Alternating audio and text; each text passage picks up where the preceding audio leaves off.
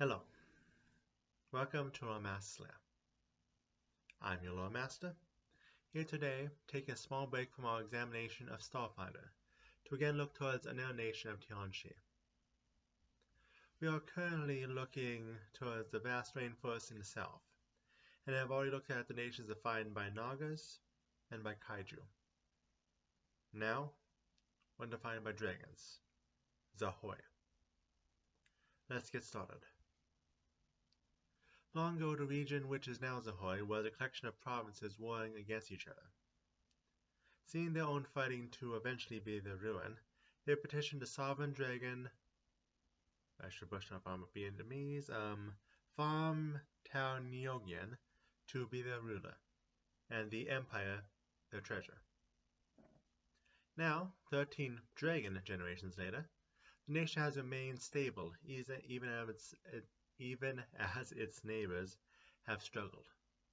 And multiple times the nation has held out its hand in aid to try to keep the entire region stable, though the hand is not always taken. It's no surprise that dragons live here, but humans do too. We also have a noble population of lizard folks, kobolds, and nagaji within the country. The fact that these are all reptilian is surely a coincidence. Finally, in the coastal regions, we have a notable merfolk population.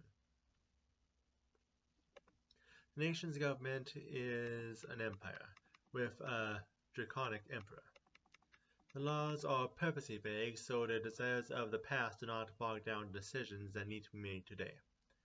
And the emperor works to always do what is best for his people. Likewise, there are several court officials who are tasked with the authority to do whatever they want within their jurisdiction, in the best judgment of fairness, of course.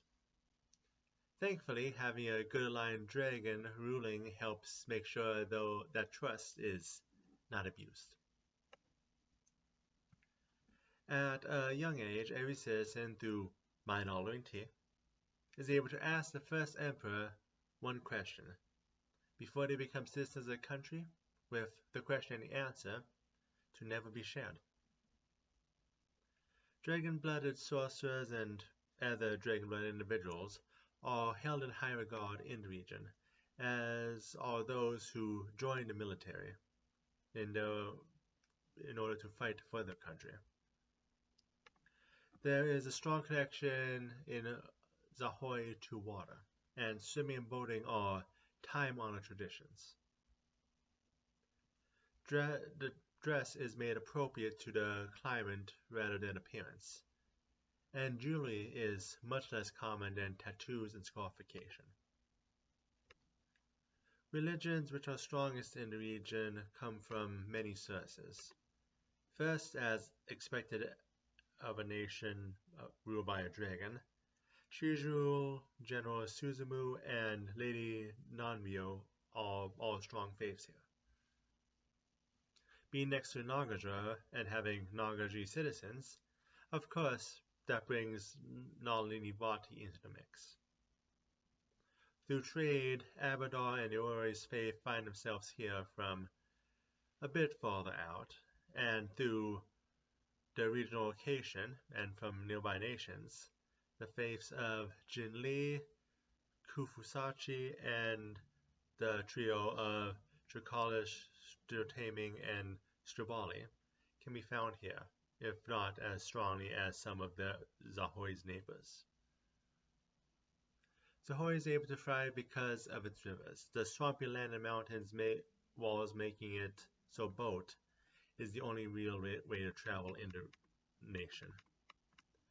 The capital of Nong Hao is built where two rivers meet, and is built on canals, bridges, and stilts in a way to make it seem it is floating. Ship's Right is a city made to construct naval forces to fight off raiders. The typical riverboat's not as effective on the open sea.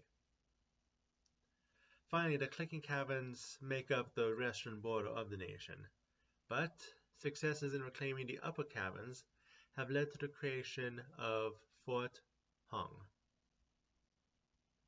Which brings us to the end of today's video.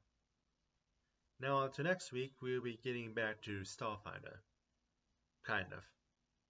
After all, the readjustments of the main 20 deities brings us a new deity we have never talked about with a full Pathfinder profile. So, see you then.